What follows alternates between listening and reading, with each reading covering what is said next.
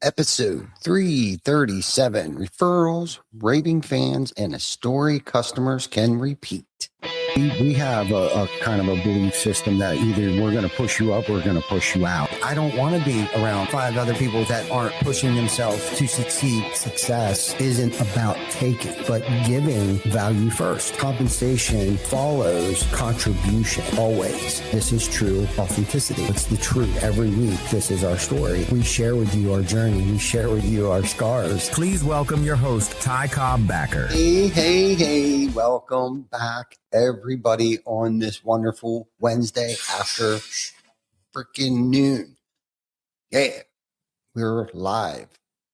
It's all good in our little neighborhood down here in the great state, Pennsylvania. It's another great day in York, PA. Today, we're going to talk about probably one of my most favorite topics, and I'm going to call it topics plural because it's 3, but not really.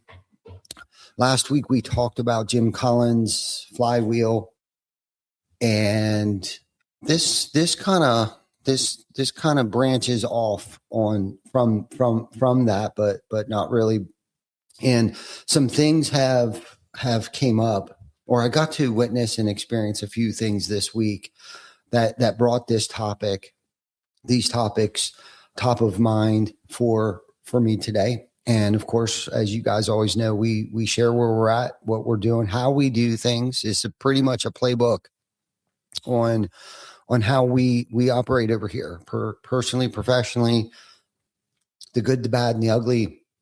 And today's about, I feel, is like 3 powerful business ideas that I feel every single contractor, service company, trades business owner should understand. And the first one is referrals. The second one would be, creating fans. And the third one would be brand. Okay. And I know at first these may sound like 3 separate topics, referrals, customer service, and marketing. But when you put all 3 of them together, they create one simple business truth. Okay. People refer businesses they trust. Customers become fans when they feel cared for, and clear messaging makes it easy for others to remember you and recommend you. That's what we're going to talk about today. All right. And I think a lot of business owners spend most of their time chasing strangers. Okay. Strangers on Facebook, strangers on Google, strangers who see an ad, click a link, fill out a form, and maybe pick up the phone. Okay. Now there's nothing wrong with marketing. I love marketing. Okay. We all need leads. But I feel like the best businesses aren't built only by chasing cold calls or cold leads. They're built on trust, because when someone refers you, they are not just giving your name. They're putting their reputation on the line. They're saying, I trust this person enough to send them to someone I care about. And that's powerful. I mean, that is the best form of marketing ever. I don't care how much AI there is. I don't care how many pay-per-clicks you pay for. I don't care how many door hangers you put out there. I don't care. Word of mouth is the most powerful form of marketing. And like I said, I got to witness and experience a lot of this stuff this week. And that's why I really wanted to talk about it while it was so fresh on my mind. But also it's responsibility. Okay. If a past customer refers you to their neighbor, their sister, their friend, their coworker, they are trusting you not to embarrass them. And I've been embarrassed. I've been embarrassed myself, where somebody will refer us and we shit the bed. That means referrals are not just a sales strategy. They are a result of how we treat people. Okay. If we want more leads or more referrals, do not start by asking the question, how do I get more leads? You need to start asking the question, am I the kind of person people feel safe referring? That is a completely different question. And I've had to ask myself that question. I've had to ask our team that question. Are we safe enough for someone to refer us? Did we shit the bed? And if so, how can we correct that? So then people feel confident and secure in referring us, because people refer you when they believe you are competent, honest, and respectful. They refer you when you show up on time. They refer you when you communicate clearly. And I got to experience that this week. They refer you when our crew is respectful to the customer. I got to experience that this week. They refer you when you do what you say you're going to do. Okay. They refer you when they feel proud to say, call my guy. Call my guy. So if you want more referrals, we have to build trust. We have to create those warm fuzzies. And then make the simple ask. Okay. At the end of a successful job, you can say, Mr. Johnson, Mr. or Mrs. Johnson, I'm really glad we were able to take care of this for you. We grow our business through relationships and referrals. When someone in your neighborhood mentions they need help with this kind of project, would you feel comfortable passing our name along? It's not pushy. That is respectful. And it gives the customer a clear moment to remember you. Do not just ask for anyone who needs work. Be specific. Say, when someone mentions a roof leak, okay, don't sleep on those repairs. When someone is tired of contractors not calling back, right? That gives them a trigger. And referrals often happen when someone hears a problem and remembers that you solved it. Okay. So a lot of business, I think, and I've done this myself, I think we aim too low. That was good. Whew, shit's cold too. I think we aim too low. I think we aim for satisfied customers. And we've talked about good enough before. Okay. So satisfied customers, but satisfied customers do not always talk about you. A satisfied customer might say they were fine. And fine does not create word of mouth. Nobody runs to the neighbor and says, you have to call. You have got to call this company. They were acceptable. Fans are different. Okay. Fans remember how you made them feel. And we have fans. Okay. They remember that you communicated. They remembered that you protected their home. They remember that you explained everything clearly. They remember that you cleaned up and you followed through. In the trades, man, creating fans usually does not require, some big flashy thing. It requires doing the basics with unusual consistency. Okay.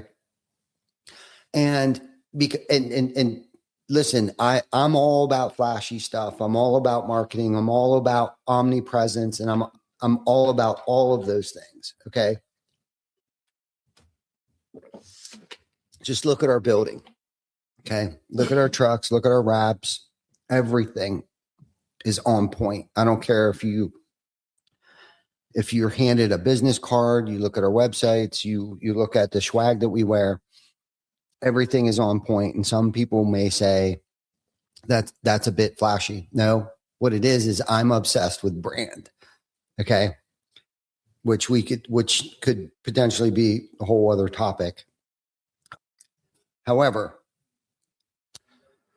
it requires doing the basics with unusual consistency. That's key. It's not about how many door hangers you put out there. Not that type of consistency. Okay. Call when you say you will call. Okay. That's the consistency I'm talking about. Show up when you say you will show up. Explain the process, set clear expectations, give updates, respect their home, finish strong, and follow up. Those things I know sound simple, but simple does not mean common. That's not common for us as contractors. It's not common at all. We think about how quick we put the roof on. We think about, all kinds of other things. We don't necessarily always take the needs and the feelings and the concerns we say we do into consideration of our clients. But there are simple things, but sometimes can be very difficult. And I think a lot of companies know that these things matter, but very few build systems to make sure that they happen every time. And I know we fail on that, but fortunately, I feel like we've had a good week with this. And again, that's why I'm bringing this up, because I know we do it. And when we do it, it shows. It pays off. It really, truly pays off when we're banging on all 8 cylinders and we hit every single one of those marks. It's not about how fast we put the roof on. They don't truly, at the end of the day, they don't give a shit about that. Anybody can come out and put the roof on. It's how we made them feel throughout the entire process. Sorry, my phone keeps blowing up here. So do we want them, right? How do we want them to feel? I guess. Sorry, I was kind of getting off track there a little bit. We want them to feel informed. We want them to feel respected. We want them to obviously feel confident and cared for. And once you know what you want them to feel, okay? Because I just expressed it, I'm telling you, right, what our team should be doing. You need to build a process around that, all right? Before the job, reduce anxiety, okay? During the job, keep them informed. After the job, follow up and make sure that they're happy, okay? And one of the things that we got to experience this week is during our pros and ops meeting, Lauren shared with us how Colin chimed in through an email thread saying, "Hey, I'm Colin with TC Backer. I will be your job foreman for the job. I'm going to keep you updated." Explain the entire process of like what his job was and what they could expect with him being on the job. I'm going to follow up with you all day long. I'm going to send you photos, yada, yada, yada, yada. Well, that is amazing, right? They're at work. They know they have a point of contact. They're going to be being informed throughout the entire process. They're going to know what to expect when they get home, okay? Whether it is going to look like a bomb when you get here, but don't worry, we'll have things cleaned up, or everything is going to be better than it was before you left for work that morning. That is how customers become fans, not just because the work was done, but because the experience made them feel taken care of. Okay. This is where I think a lot of companies lose business. Okay. They do good work. They have good people. Okay. They care about the customers, but their communication is confusing. Okay. You got to make sure that the communication is key. I don't care what department, what topic, what subject, what doesn't matter. Communication is key for everything. So, okay. I'm going to bounce over to brand. Okay.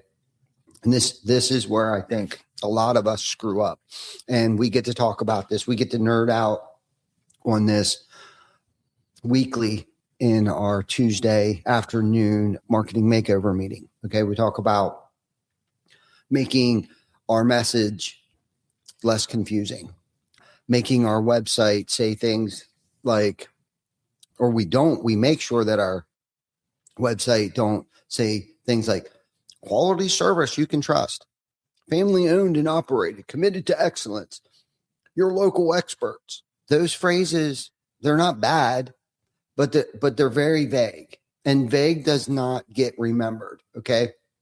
Brand teaches the customer that they're the hero and your business is just the guide. Okay. The customer's not looking for a company to admire. Okay. They're looking for someone who understands their problem and can help them solve it. Okay. So our message needs to answer basically three questions. What do we do? How does it help them? What do I do next? Essentially, that's it. We help blank. We solve blank.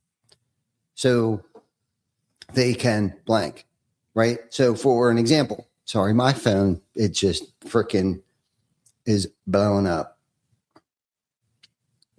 Kind of getting a little distracted here. It's okay. Try to stay on point.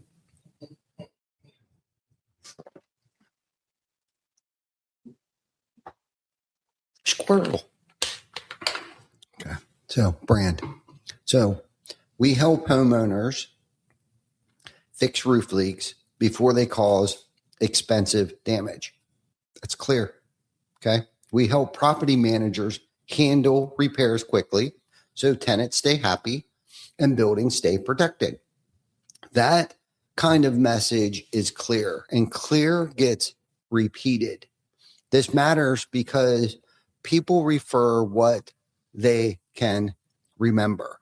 If your customer cannot explain what you do, okay, they will not refer you as often as we would like. But if they can say, call them, they help homeowners fix roof leaks before things get worse. That is easy to pass along. So clarity helps with referrals. That's why your messaging is so important. Okay. And then to put this all together. So here's how these three ideas work together. Okay. Relationships create referrals. Great service creates fans, and clear messaging creates a story people can repeat. Put all three of those together and you can get a powerful business system. Around here, we have trifectas. I call them trifectas. We have the three R's, which could potentially be four R's. Okay. First is repeat customers. Okay. Reviews. Shit. Now I'm drawing a freaking blank here. Completely drawing a freaking blank on our own trifectas. Referrals, repeat, and reviews. And I was going to throw in there, and this is what threw me off a little bit, repairs. Okay. Don't sleep on the repairs. Repairs get you reviews and referrals and repeat customers later. So you can't sleep on the repairs. Okay. That's the long-term goal. Okay. That is a seed that you can plant and continue to keep watering for generations to come. Okay. We have our core values, our KPIs, and our SOPs. Okay. So this is also a trifecta. Okay. Referrals, fans, and brand. Okay. And when you can put those three together, that creates another system, a very powerful system. It creates, I don't know, a clear message, right? that people can understand. A great experience makes them feel taken care of. A strong relationship makes them feel comfortable referring you. Then the next customer comes in, trust is already built. And this is how our reputation grows. We've done this for decades. Okay. That is how word of mouth grows. This is how you build something stronger than just another lead machine. And I think, again, like, I think we get so wrapped up in chasing Google. I think we get so wrapped up in chasing Facebook ads. I think, and chasing those strangers. Well, what about the hundreds and maybe thousands of clients and customers and homeowners and property managers and real estate people that we've done work for over the past 18 years? When's the last time any of us have reached out to them to see how the last project that we did for them hold up? I think it's pretty freaking cost effective and easy to do on a rainy day when you can't be out knocking doors. So anyhow, the three things you can do essentially, I would say this week, right? First, clarify our message, which we do every single week. Okay. Write one sentence that says who you help, what problem do you solve, and what results they can get. And remember, always, always, always, always keep it simple. Okay. Second thing, improve one customer experience. Okay. Maybe it is the confirmation text before the appointment. Maybe it's the job site update during the project. Maybe it is the follow-up call after the project is done.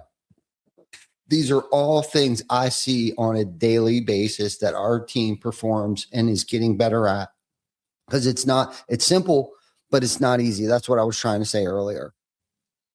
So pick one, make it better. And that's something I try to do, because sometimes I want to get in there and I want to fix everything, but find one little thing and just keep pecking away at it and make it better. Just one thing, right? And then the third thing, ask for referrals in a clear and respectful way after a successful job. Okay. And then say to them, hey, we're grateful, and we are, that you trusted us with this project. When someone mentions they need help with this kind of work, would you feel comfortable passing our name along? Okay. That's simple. It's professional, and it works because you have earned the right to ask them. Okay. So final thought here. At the end of the day, people do business with companies they trust. We talk about this all the time and emphasize it. Emphasize that. It's about trust. They become fans of companies that make them feel cared for. Okay. And they refer companies they can easily explain to others. Okay. And that's something I know that we had to work through for a minute, because we were trying to throw shit on the wall. And I mean, all kinds of it, just to try to figure out what stuck. And we got back to the basics and simple. Less is more a lot of times. So do not ask for more referrals. Okay. Necessarily become more referable. Okay. Do not just hope for great customer service. Build a system that creates it. Point out what where we're failing. Okay.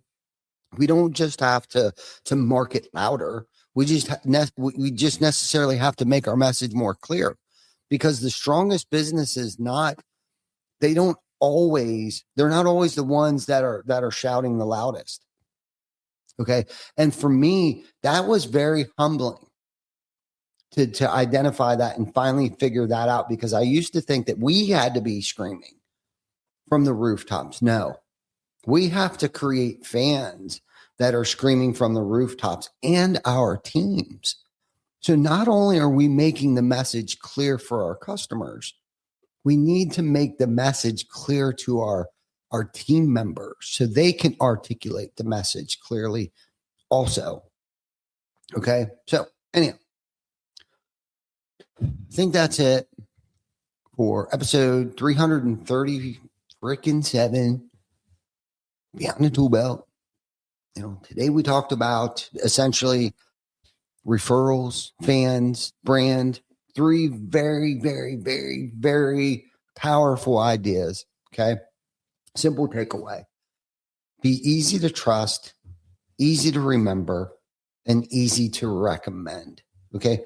If you can do that, you will not just win more jobs. You will build a business that people are proud to talk about, and not just your clients, but your team. Thanks for listening to Behind the Tool Belt.